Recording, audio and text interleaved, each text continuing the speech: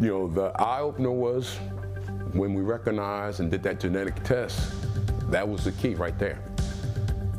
This former Kansas City Chiefs player is used to battles on the field. His new opponent was inside his chest. On today's All Things Heart, we explain his heart condition and his mission to educate others.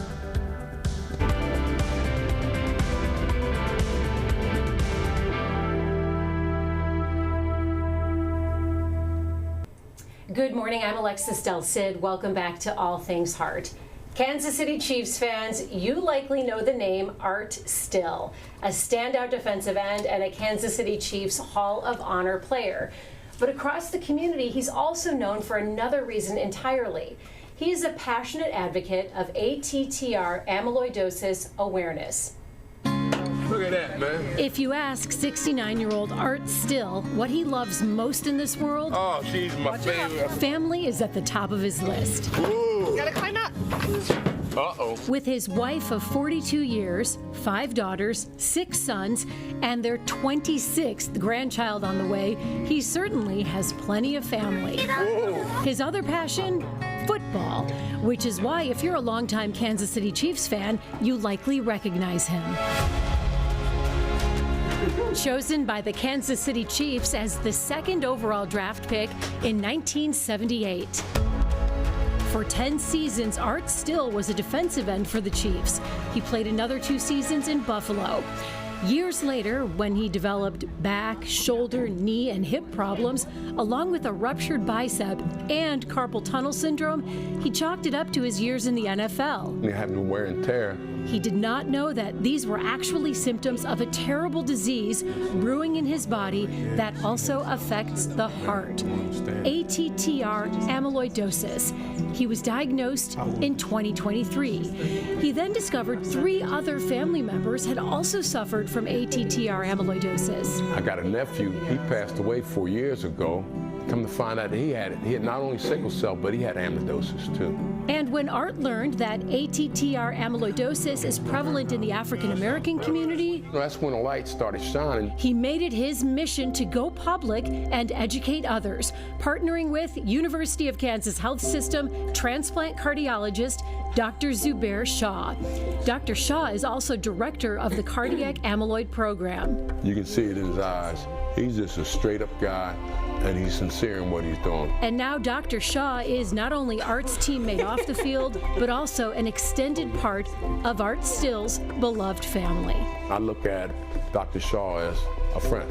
I look at him not use my brother from another mother. I need some change, brother. We are so happy to have 2 brothers from another mother. Oh, we yeah. have Dr. Zubair Shah, Art Still. We also have Art's wife, Liz, joining us. And we have our nurse practitioner who is an ATTR amyloidosis specialist, Dr. Dana Miller. I want to call you doctor. You work so closely with Dr. Zubair Shah. We're going to get to that in a minute. But Art, first, before we get into the medicine, congratulations, because you and Liz expanded your family again. You have 2 new grandbabies. Oh yeah, we just recently, what, a couple weeks ago? Yep. We had one, and I always tell people, I still got life in me. I'm still having kids. my age extension, you know, network marketing, you know, just that's part of the brand. You have a huge family. It's so fun. Yes. So fun seeing that family. How's everybody doing? You feeling good? Everybody's doing pretty good. And I know we're talking on the subject and all too. And it's just kind of funny that our daughter, Kehlani, had just had the recent child and all too. She just found out that she had that variant and all too, that gene variant of the ATTR amyloidosis and all. So raising awareness and making sure people get screened has been hugely important, and you're doing it right now. You're such a shining example of doing that in your own family. We're going to get to that in a minute. I do want to talk about your symptoms, because it makes complete sense that all those symptoms we listed you would attribute to wear and tear from being in the NFL. Yes. They sound like sports injuries. Yes. Were those the main things that you just wrote off as sports injuries? What were some of the big ones? It was all of them, you know. It was just kind of funny because I can trace it back to 1990. When I retired in 1990, Dr. Weiss did some work on my shoulder up in Buffalo and all. He said, don't be surprised if your bicep tendon tear. Within a year or so, And that's why I got a bad taste on doctor. I said, man, because it did tear. And I'm thinking he went in there and messed something up. Yeah, I'm blaming him. And then progressively, everything up until the heart issues, which was about maybe 10, 15 years ago, you know, that. Something else was going on. Yes, and we done seen many doctors in between that time, too. Liz, you've been married to an NFL player. You've been together 42 years. Yes. So you're used to seeing him in pain. Yes. I would imagine after games and recovering. Well, I was thinking more. She gets upset at me and she makes you stand and no, that's senior years. You like to tease her. What do you call her? That's my parole officer. I got 42 years and I got a life sentence, and it's not that bad. Yeah. They're so fun to watch interact. You're both so healthy, though. You've talked about keeping this pristine diet. You're in shape. Were there any other changes, Liz, that you noticed in your husband that you thought, this might be more than NFL, than injuries? I did not. I actually did not until it started hitting his heart. When he had gone and the cardiologist had said, oh, you're an AFib. We didn't know what that is, right? At the time, we kind of knew, but it stayed in AFib and stayed in AFib. And then we started thinking maybe something else is here, but it took a long time. What is the course of treatment? And we're going to get in what exactly is ATTR amyloidosis, but Dr. Shaw, you didn't treat Art, but you and Dana treat patients every day with ATTR amyloidosis. What is the course of treatment when someone is diagnosed with this? So it starts with diagnosing ATTR amyloidosis. There are few other types of amyloidosis also, which we will go down in a second, but TTR amyloidosis itself is of two types. So let me go back a step. Amyloidosis simply means protein buildup where it should not be building up. And there are different types of proteins that can build up and cause amyloidosis. TTR is caused by, it's a short form for transthyretin. How they name amyloidosis is first alphabet is always A, meaning amyloidosis. Next alphabet or alphabets are the protein that is causing amyloidosis. Oh, okay. Like A, amyloidosis caused by TTR, which is short form for transthyretin. And that's a kind of protein? Yes, and there's second most common is light chains. That's A, amyloidosis caused by light chains. L, that's AL amyloidosis. So we have two main amyloidoses, ATTR and AL. And briefly on ATTR, we all have a protein, TTR protein or transthyretin protein. It's a physiological protein. Liver makes this protein, and it's a carrier protein. It's like a UPS truck that takes vitamins and thyroxine hormone from point A to point B, and then is flushed out. We pee it out. It's flushed by kidneys. If this protein becomes unstable, breaks down into its fragments, those fragments are trapped, will not be peed out. And those fragments will build up on organs and cause TTR amyloidosis. So that's what Art had. He had too many of these proteins settling in his heart? His TTR protein is breaking down. Okay. Now, question is, why does TTR protein break down? There can be two reasons. One is age-related. For some reason which we don't know, after 60 years of age, this TTR protein becomes unstable in some people. We call it age-related or wild-type TTR amyloidosis. Other reason could be you are born with an unstable TTR protein. It's hereditary TTR amyloidosis. You are born with a gene mutation, and that's what Art has. He was born with the wrong TTR protein. So Dana, have you had patients, the typical age it manifests itself would be 60? Have you treated patients that are younger than 60? The majority of our patients are 60 and older. 60 and older. Yeah. But anyone can carry the gene. So, of course. Yeah. So as I said, there are two types. One is age-related.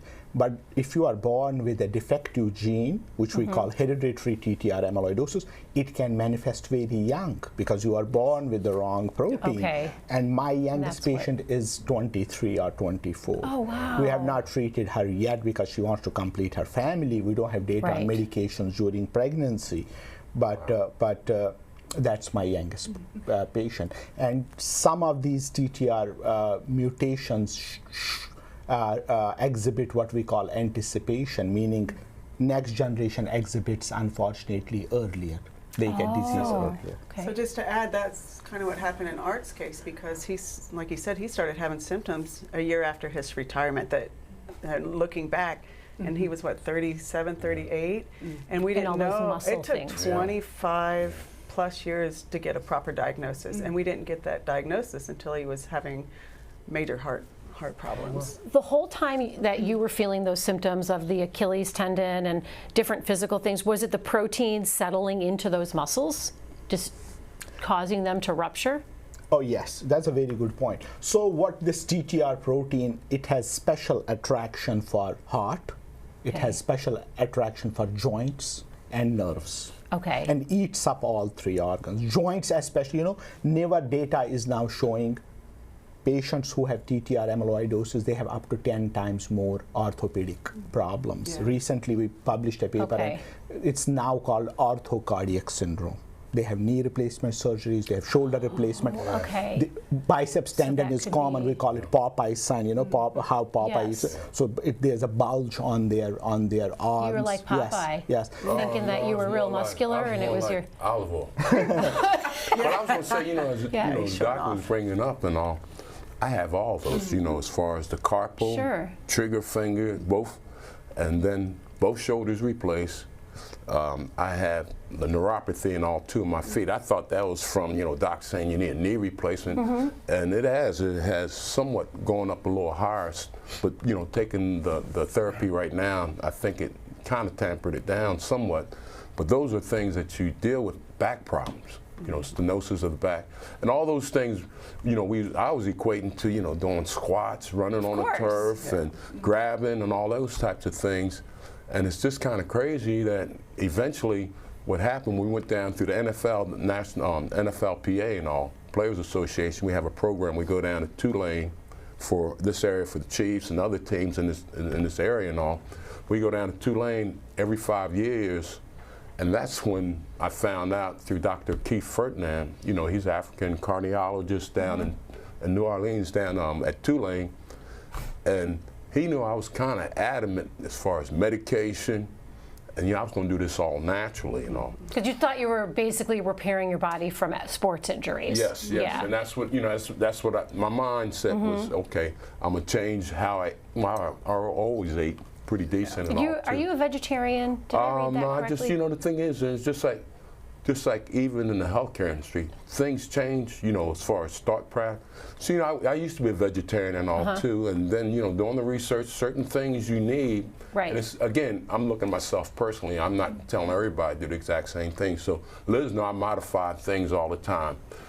You take very good care of yourself. I try, That's the point, though. I would have been working out this morning if I had this morning and all. So I'm at the W on the charge still. But the thing is, when Dr. Ferdinand asked me he knew I was adamant about drugs, and same thing with doctors. So he just sat us down, and Liz can explain. Well, this was the second time we'd been there, so we were there in 2018. So this is, just so our audience, this is a health care that you get when you're an NFL player. Yes. Yeah. You get these checkups every 5 years for the rest of your life. Through the Players Association. Right. So in a sense, football caused physical problems, but it saved your life. To a degree. Yeah. It did. So what were you going to say, Liz? So when we were there in 2018, so I don't know if this is typical of men or not, but so he would not tell. He would only tell what he needed to tell, and so At the doctor or to you? No, I knew. Yeah. She knows I can when I see lie all things. the time. I lie all the time. But so on the third day that we were there, the lead, Dr. Stewart, came in and was talking to me. He said, "Liz, I have to tell you something. Your husband's going to die." Like that, and he's a jokester too, kind of, and he's like, "I'm dead serious." He did not tell us he had these heart problems. Oh my and what's gosh. going on? So they kept him an extra afternoon to do extra tests on his heart. Told him to go back to see a cardiologist, which he wasn't real compliant. You weren't that compliant because he didn't want to take meds, and one of the reasons is because his older brother, who had a heart transplant like 13 years ago, Art watched him go through all the same stuff. He went and had carpal tunnel. He's having shoulder, both his knees replaced, both his shoulders replaced, and it's in his heart, and they're doing ablations and blah, blah. Then he ends up with a heart transplant, never knowing he had amyloidosis this whole time. So in Art's mind, he's like, I'm not going through that. I'll just, do what I have to do. So the second time we went back in 2023, Dr. Ferdinand said, there's no reason whatsoever that you should have heart issues. What's your family history? And he said, well, my brother had a heart transplant. And he said, go get a genetic test. Well, and that's where everything kind of connected, because he had That's the light bulb everything. moment. And you know, the crazy thing about that, because we look at our family, you know, I got a brother who's married to Liz's sister. He has. Time out. So your sister is married to his brother? Yes, Yeah. my That's younger kind of sister's fun. married to his younger brother. Okay. Yeah, he's doing that bad. No, no, I'm just joking, man. I like to retract this statement. But no, but you know, the thing is, with him, he has everything I have, plus he's got a pacemaker and defibrillator in him. And so, you know, that's why, you know, one of the things, you know, you start off thinking about your family, because, you know, he's the same way. You know, I got another sister. I don't want nobody to know my business, but it's not your business, because it's your family business. Right. Because with us, we got the 26, you know, grandkids. We got, you know, 11 kids. And then, you know, then from there, I was thinking, how about my NFL brothers? No, Right. they have all the same things too, and might be what we're talking about right now. So that's why we started, you know, the program initially for, you know, those players and those in the community and all too, that support, you know, the NFL and all. So, Dr. Shaw, how did you team up with Art? Did someone tell you, I've got this NFL player that wants to talk to you, and what was your reaction? So yeah, I want to take a step back how Yes. this all started. So we were talking about hereditary amyloidosis, and the biggest brunt of that affects African American community. That's how all the dots connect, and that's why NFL, the incidence would be higher and all the NFL players. So studies, cross-sectional studies among healthy African Americans have showed 4% carry the gene. That's a huge number. So 1 in every 25 African American is exposed to, has a gene. And is this just in the United States? Yes, or United is this States. Across the world, the black But across the world population also is- black. The most common hereditary amyloidosis is among black population, that is including America and whole world. What? And this mutation is specifically called V122I.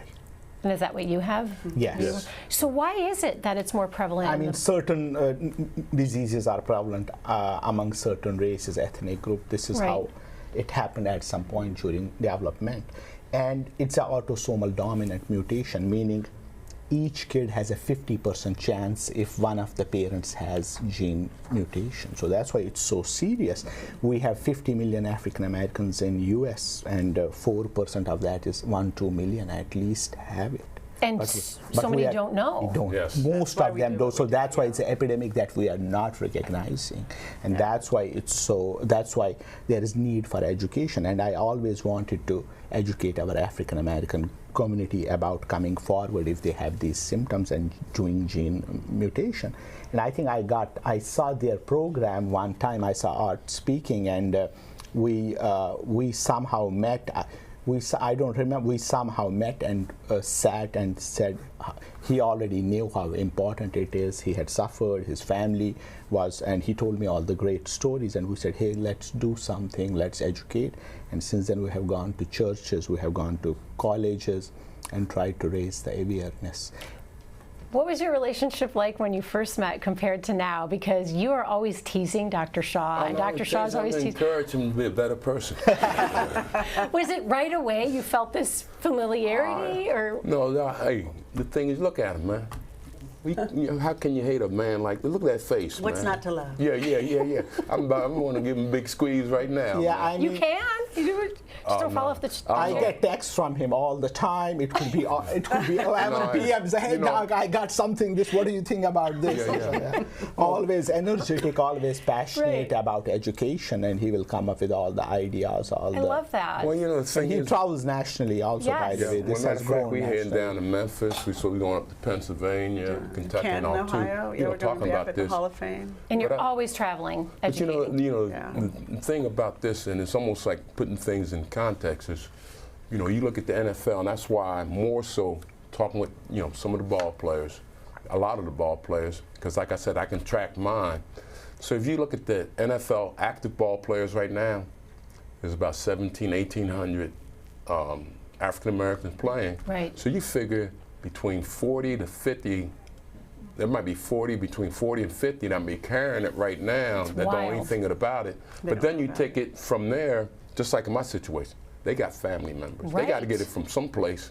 And they got brothers, sisters, aunts, uncles, grandparents. People they love. And then, you compound that with the community and all, like we're talking about, doing things in the community. But, of what I did in the past gives you a platform where people listen a little bit more than maybe, and it's a shame, like I say, the average person. Okay.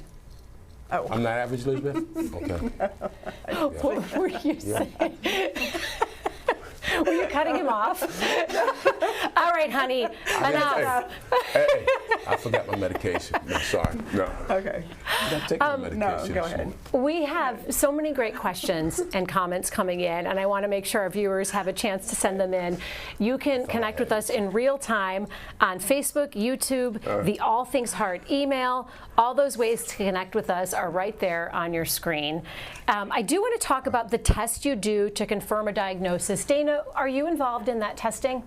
Yes, along with Dr. Shaw, we do a number of tests. Echocardiogram is important, technetium pyrophosphate scan, which is a nuclear study.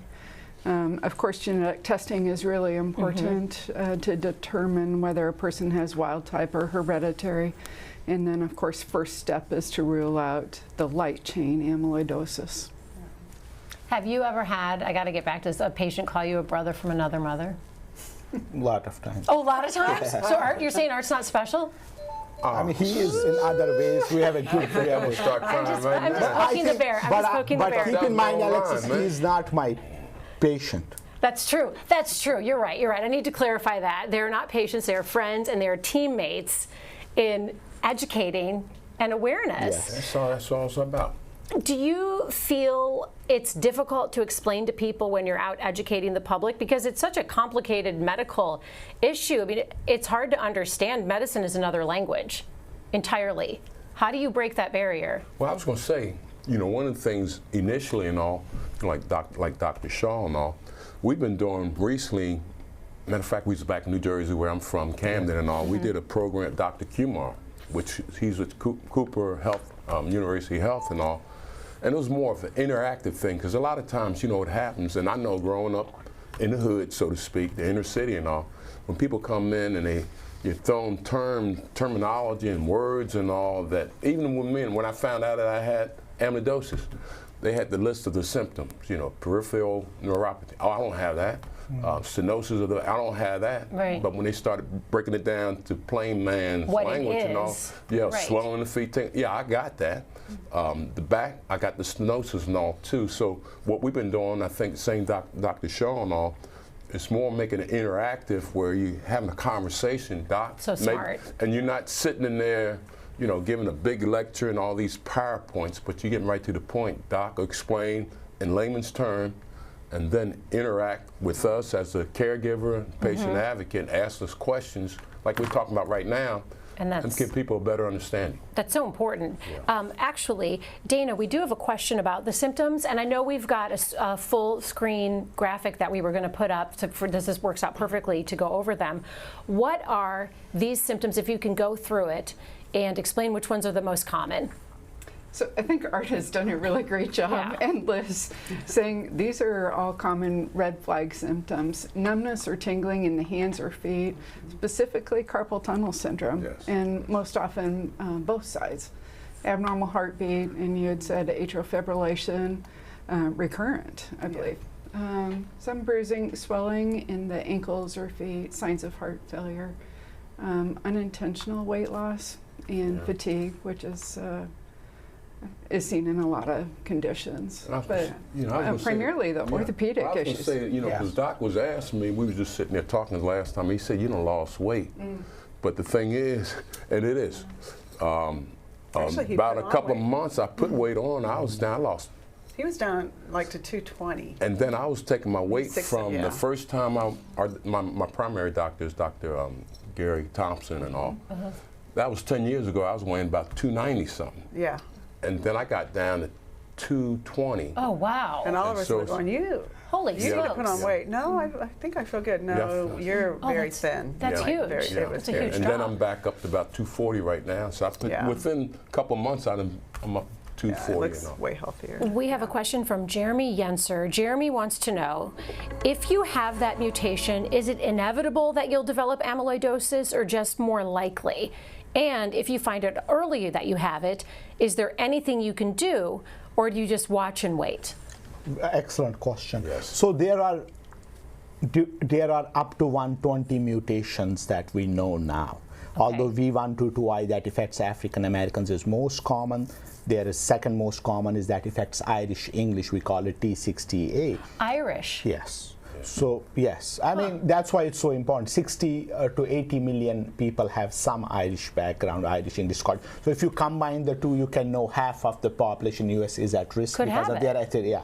But anyways, so what we call, if someone has genotype, will they develop phenotype? Depends on what mutation we are talking about. And phenotype would Yes. mean heart. Yeah, heart, joints, nerves. So, but simple answer is not everyone will develop it, but we follow them very closely. If we see earliest sign, why it's very important to recognize, if we see earliest sign, we can treat it. And going back, you know how Art was told that he may not do well. Before we had treatments, the general from diagnosis to, I mean, once they were diagnosed, the overall survival was just 2 years.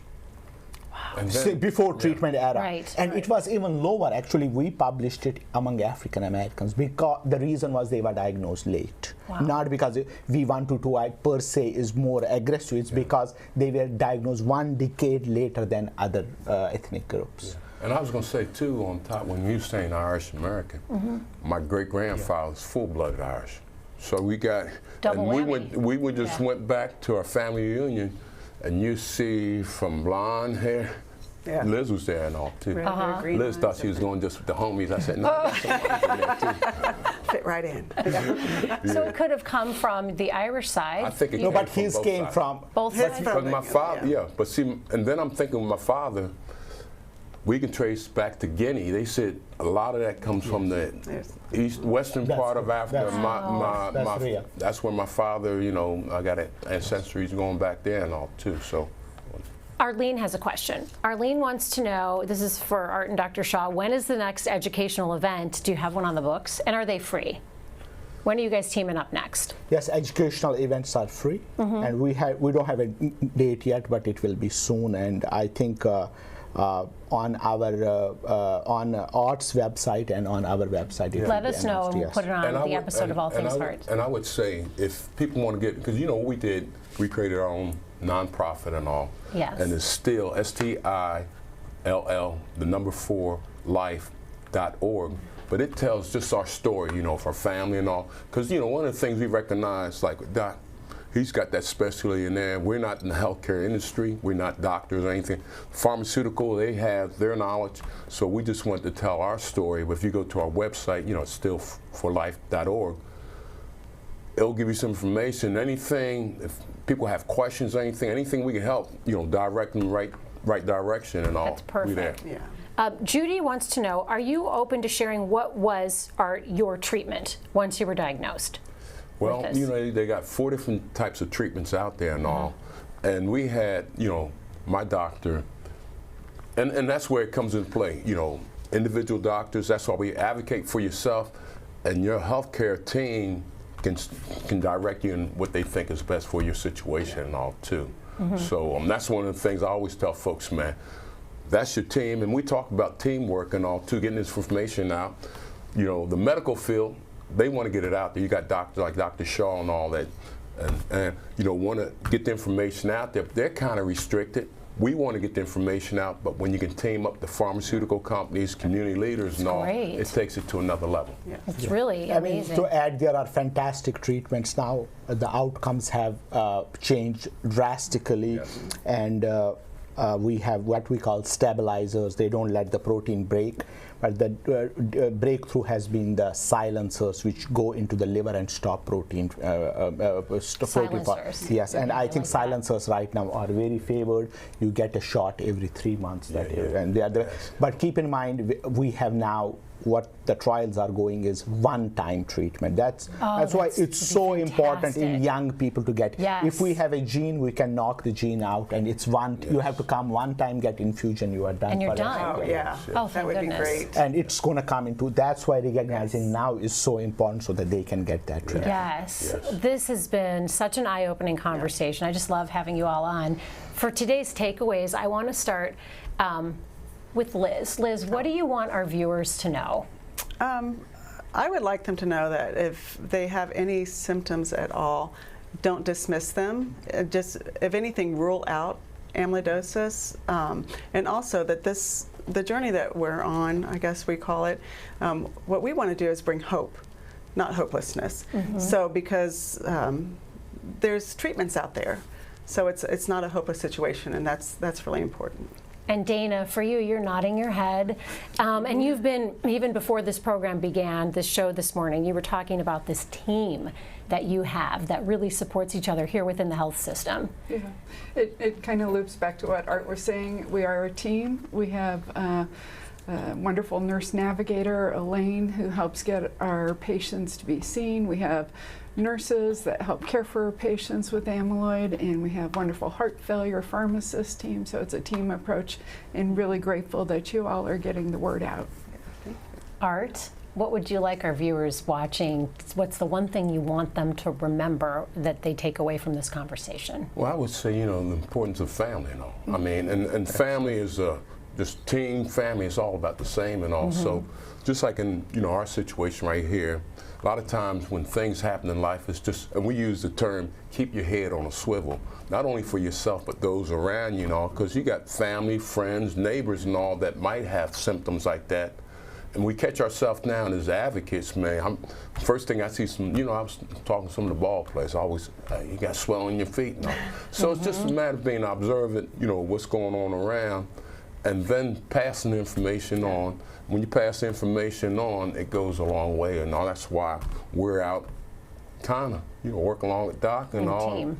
Yeah, and then, certain cultures have a bad taste about, the healthcare industry and all too. And I done learned my lesson in that. And I'm finding there's a lot of great doctors, great physician, Nurse practitioners. In the industry that want the best, but they can only do so much. Right. And again, it's just like anything else, so I'm encouraging, those in those communities and all, man, to reach out. They can reach out to us or whatever, but they have, you have access to some knowledge out there, and these great doctors and healthcare systems, man, can make a world of a difference. People who've dedicated their lives, their professional career, like Dana and Dr. Shaw, to treating amyloidosis. And there's, I don't know how many of these doctors right here out that want to do something. They see the disparity too within the community and all, that, we're connecting, doing the educational program, not only in the community, but also with the students, doctors going out in the field too, because a lot of times primary doctors, they're the front line, because that's who you go see first, and they direct you here and there, but they're aware of these symptoms and problems. They might be able to direct in a different way. Dr. Shaw, how special that you have this teammate educating awareness. Did you think you'd be a teammate of Art Still? I never imagined. That's the coach. That's the coach right there. I'm just, the coach. I said, put me in, coach. Yeah, put me in, coach. What would be your message to people watching? So yes, my message first would be to general population. If you have these red flag symptoms, especially carpal tunnel on both sides, unusually higher incidence of knee, shoulder, back problems, you have a biceps tendon rupture, please seek advice, talk to your primary care if this could be amyloidosis. Second would be to the backbone of health industry, that's nurse practitioners, that's nurses. Please be advocate for your patients. If you see in their chart they have these orthopedic symptoms, and then they have on top of that arrhythmias, pacemaker, heart failure, swelling, recurrent admissions, please be their advocate and help them to reach this diagnosis. It's a great message. Dr. Shaw, thank you. Art, Liz, so fun having you on. Dana, thank you for coming on and sharing your expertise as well. This is a great conversation, and thank you to our viewers for joining the conversation. If you'd like to watch or share any one of our previous episodes or this one, just scan the QR code that's on your screen right now. It will take you to links of all of our past episodes. Have a great day. We'll see you back here tomorrow morning for the Morning Medical Update. Coming up tomorrow on the Morning Medical Update. Skin cancer can be aggressive and it doesn't always stay on the surface. I'm Jessica Lovell on the next Morning Medical Update. Hear one woman's powerful story of choosing surgery and immunotherapy to fight back. Friday at 8.